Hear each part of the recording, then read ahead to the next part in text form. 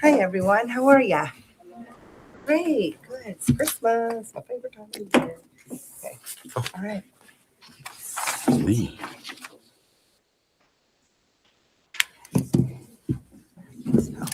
Right glasses. Wrong head.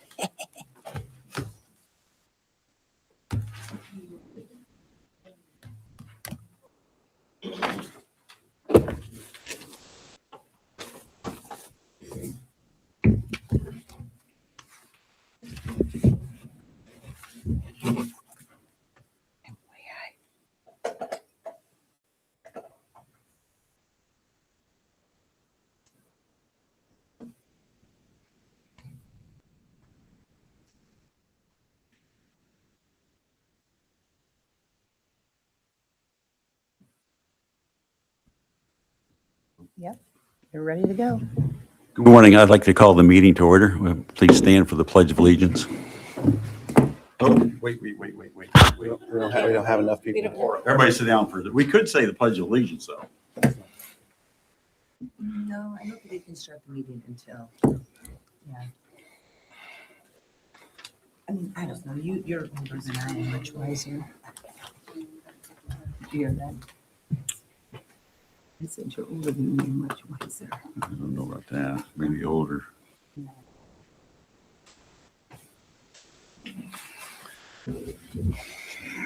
Well, let's make small talk.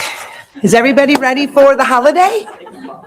Are we ready? Is everybody ready? Excited? Good. Who's traveling over the holiday? Who has to travel? Okay, so we'll be praying for safe travels for you guys. Everybody's Christmas trees are up. Yeah, no, that's all right. That's all right. I had some clients yesterday go to EB Trees, and here it's a cutting down place, right? They only had 4 trees left.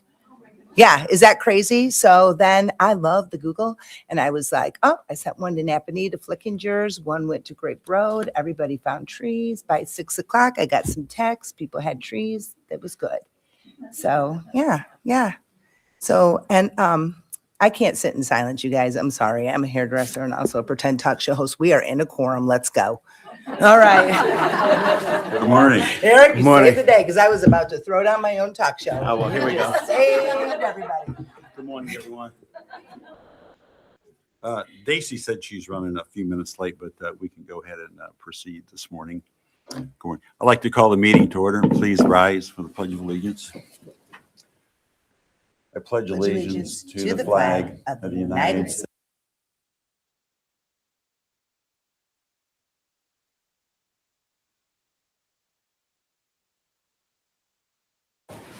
Thank you.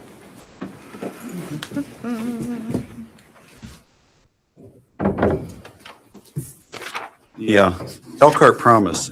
Every student is known by name, challenged, and supported by highly effective staff, and in partnership with the community, will graduate career and college ready and life ready. Thank you. Okay, and we have an invitation to speak protocol. Does anybody need me to review and for you the protocol? Dora, do we have any people who would like to address us this morning? Okay, just one. All right. Okay.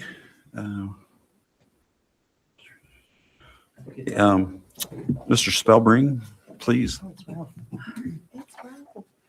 Good morning, Ralph. How are you? Good. Good. My name's Ralph Spellbring. I live out in the East Jackson area. First, it seems to me there should be a trolley stop sign down by the stoplight. There's one just after you turn off an Napanee, and there's one out here. But like I said, I think there should be a trolley stop sign at the stoplight along California Road. It seems to me that we want to keep the Bristol Elementary in Washington Township. We want to keep the Cleveland School in Cleveland Township.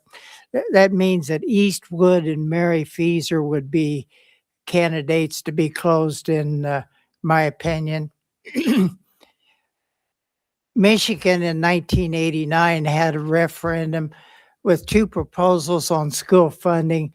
Both were defeated. If both had passed, it would have been the one with the most votes. school finance is a pretty difficult situation. That's something that needs to be decided by the legislature, not public referendums. And in the early 90s, 2/3 of the money for Michigan public schools was coming from local property taxes. So they held a referendum in June of 1993 on whether to increase the state sales tax from 4% to 6%. 70 Michigan counties voted yes, but it was defeated. So that meant that the big population counties in Michigan had to vote no. Berrien County is a good example of the shortcomings of property taxes to fund schools. The Bridgman district has the Cook nuclear plant, so it has plenty of money. The Benton Harbor district is one of the poorest in the state, so it doesn't have much in the way of local resources. Michigan, after the June 1993 defeat, we had a Republican governor, Democrats in the House, so they said, we'll put it on the ballot again. This time, if it fails, the income tax goes up. So this time it passed. By 1998, more than 80% of the money for Michigan public schools was coming from the state. Essentially, local property taxes would have been paying for debt service in the late 90s. So you went from 2/3 local in the early 90s to 2/3 local to less than 20% local in the late 80s. So that's, and Indiana did that back in the early 70s. We increased the sales tax from 2% to 4% to reduce property taxes. Additionally, Elkhart County adopted an income tax. We were the largest population county to do so, so our property taxes went down considerably in the early 70s. Thank you. Thank you. Thanks, Ralph.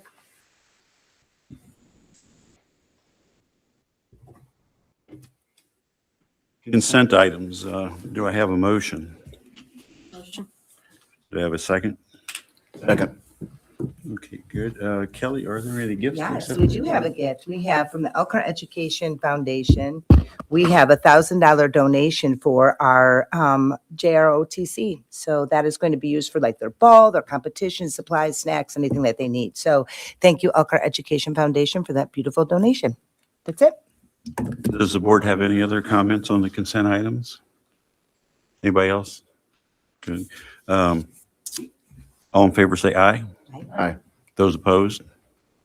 Motion passes. Thank you very much. It appears we have no old business. Okay, and new business, contracts. Ms. Ross. Good morning. The administration presents contracts for initial consideration, starting with Crow LLP and Barnes and Thornburg. Do you have any questions?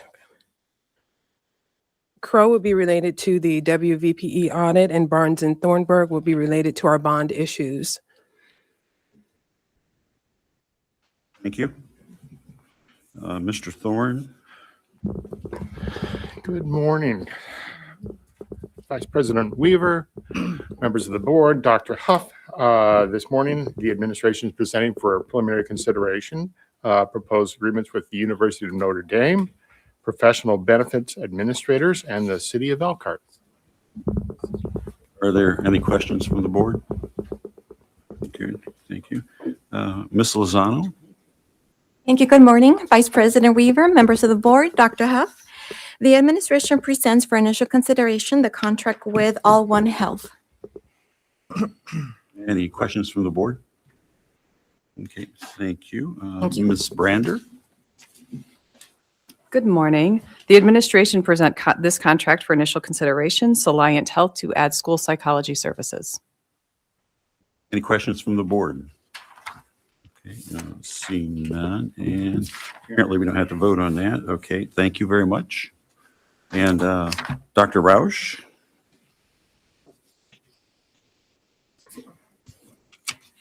Vice President Weaver, School Board of Trustees, Dr. Huff. The administration presents proposed revisions to the 2026-2027 school calendar and requests a waiver of second reading.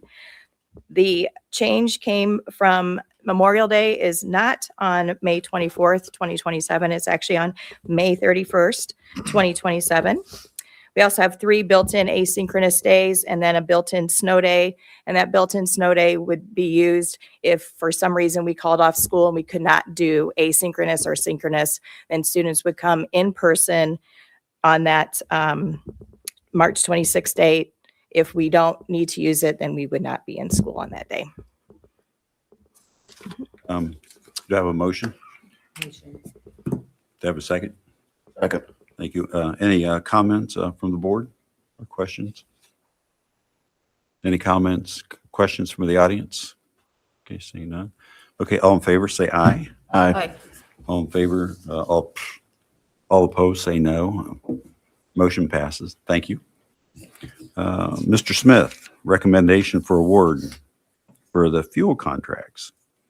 Good morning. The business office recommends award of a contract for fuel for the 2026 calendar school year. Okay, thank you very much. Do I have a motion? Motion. Do I have a second? Second. I have a motion and a second. Any discussion or comments from the board? Any comments from the audience? No? Very good. Okay, seeing none, all in favor, say aye. Aye. Thank you. Motion passes. Thank you. And Ms. Ross?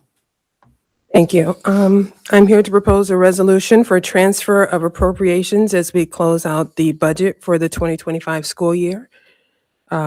Certain accounts are in need of transferred appropriation in terms of we may not have, we need to move money from one object to another just to balance the budget. So it's just a transfer in that regard.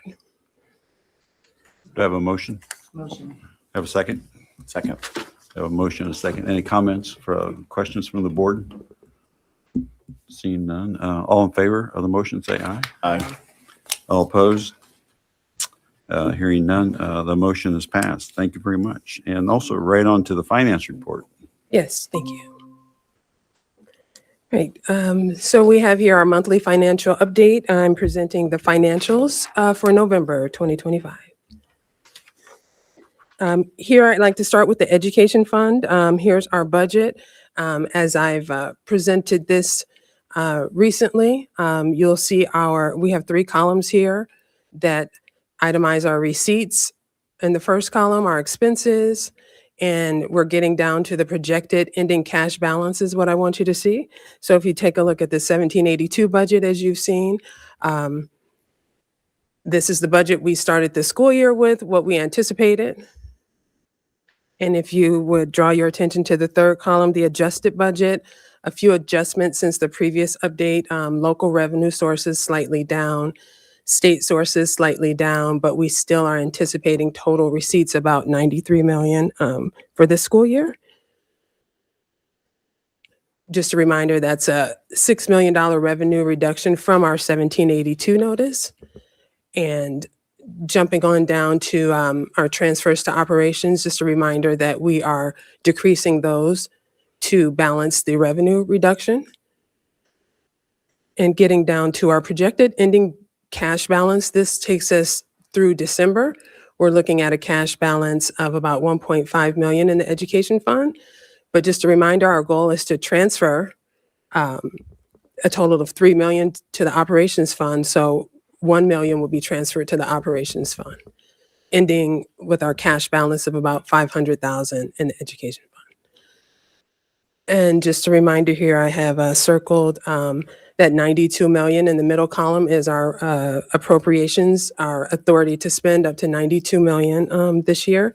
And due to kind of a decreased spending trajectory, it looks like we shall be under that spending authority. So that's good news. All right, moving on. Education fund expenditures. We have here presenting November, but October is presented here just as a comparison. So we're looking at November highlighted here. our total receipts in the education fund, about 7.2 million. You can see our expenses. You may be able to see wages are trending down, as we'll speak about momentarily. And as you go down the expenses, you can see some ebb and flow of some items, but you will see transfers are up significantly. And those transfers are transfers to the Career Center. About 3 months of transfers owed to the Career Center has appeared here. So normally this line item would be about 200,000 when things level out. So you see our total expenses here at about 7.4. Net revenue. We have made a transfer to operations, the second of the 3 million in transfers, leaving us with a 2.3 million cash balance in our operations fund. I'm sorry, in our education fund. Before we leave this slide, just take a look at our remaining budget highlighted here. We have about 7.7 million left in this fund for December expenses. So it appears, as you can see, our expenses are about 7.4. We have about 7.7, so we anticipate having enough money to cover our expenses through the end of the year. I just want to make a clarification on this slide. Sure. In reference to the slide before that. So the remaining budget on this slide, that's the 782 budget line, correct? And not the adjusted budget? Say that one more time, please. On the remaining budget on this particular slide, so that's the 782 budget. In the middle column. Right.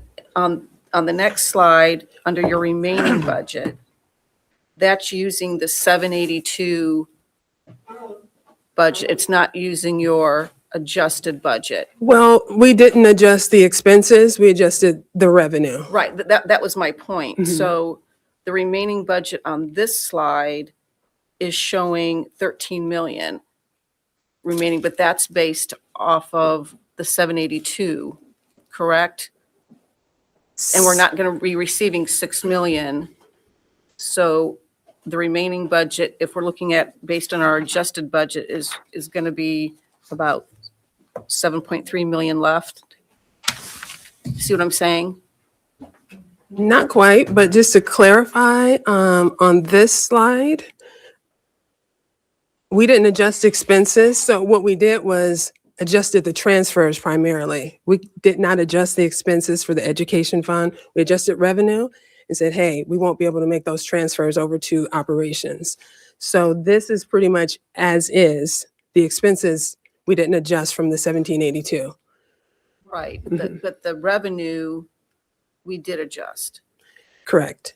So what I'm saying, think I'm trying to say is, when you look at the remaining budget for revenue, it's showing on this slide 13 million. I don't see that on this 13 million on this slide. Under remaining budget for total receipts at the top. Oh, correct. Yes. So that's based off the 782 budget. It should not be. It should have been adjusted. If it wasn't, then I missed it, but. Okay, I just wanted to clarify that. Okay, thank you.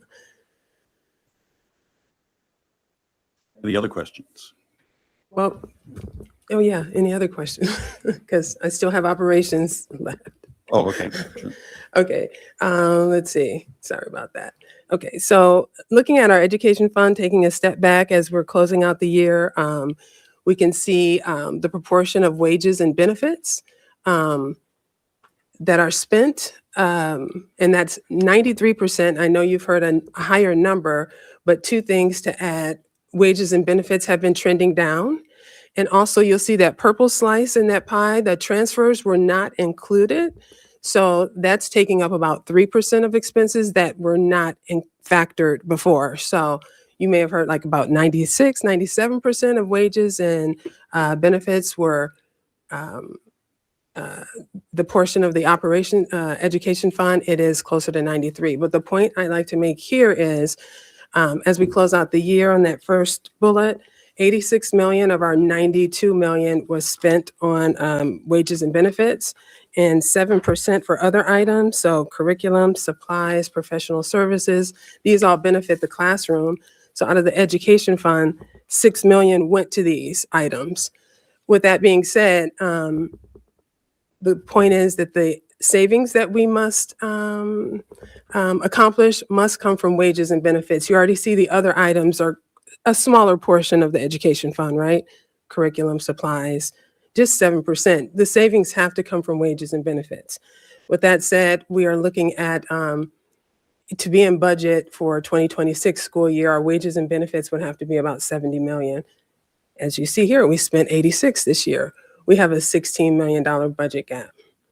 We do anticipate a bond issue, but that won't change our structural issues. Averaging out those savings that we need per month, we would need to save about $1.3 million per month for 2026.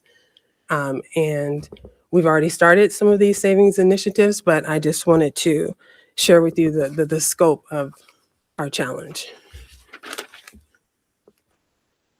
Wrapping up with the cash balance and the education fund at 2.3 million for November. Moving on to the operations fund briefly, you see November here, you see our total receipts. It has received a transfer from education, pardon. And you can see our total expenses and our net revenue. And ending cash balance. Again, wages are down. We see repairs are down and other purchase services are down. A few items went up, utilities as expected, and also a transfer to the Career Center also hits the operations fund. Here's our operations fund cash balance ending at 1.9 million. A rainy day, no change. Our total cash balances across these funds ending November, 11 million. And just to recap on some of our savings initiatives that we're still moving forward on, including the district footprint and consolidation assessment. And putting some numbers, finally putting some numbers to those savings initiatives. This month, I'd like to highlight the payroll savings. So looking at the education fund, from August to the first pay in December, comparing 2025 versus 2024, the education fund is down $745,000. Operations fund, same period, is down. So that last line is all funds. So that includes federal grants, just across all funds that the district has. The payroll is down 1.8 million.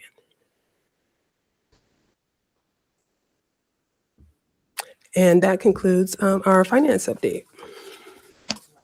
Thank you. Thank you. Questions, comments? Thank you. Okay. Dr. Huff? Good morning, Vice President. We remember the board members, community. I'll be very brief. I just want to hope everyone a very safe holidays, Merry Christmas, or whatever holiday that you celebrate. I think it's important to always to practice respite and recharge. The work that we do is very heavy. The work that we do is also very taxing, and not just taxing on you, it's taxing on your family as well. So I want to make sure that you really are prioritizing yourself over these holidays. I also want to wish the kids who are in school watching this board meeting feverishly in the classroom a very safe holiday as well. You are the reason why we do this work, and we appreciate you, staff members, in whatever department you are. Same wishes that for the people in this audience, we wish for you as well. So everyone have a great holiday break, well-deserved, hardest working staff that I've ever had an opportunity to work with. And on a different note, as a reminder, in January, board meeting times do change. They start at 6 p.m. Starting on our January 13th meeting, work sessions will begin at 5 o'clock. So I just want a reminder. We'll send out some reminders to our community as well. But those two things are important. They were on my heart this morning, so I thought I would share that with the community. I'm going to turn it back over to you, Vice President Weaver. Dr. Huff, thank you very much. Any comments from the board? Eric, Ann? I know Kelly does. No, I'm like my Kelly's Corner is just going to be Merry Christmas. I just love this holiday season so much. So I hope you guys are blessed and happy and enjoy yourself, because we all need a rest period, I think. So thank you. That's it. Stacy?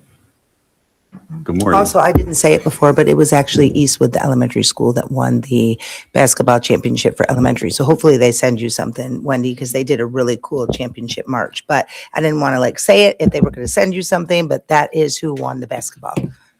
That's it. I want to wish everybody a Merry Christmas, and thank you for everything that you've done this year and going forward into 26 and 27 and 28. We appreciate it. I personally appreciate it. Thank you. Merry Christmas. Have a good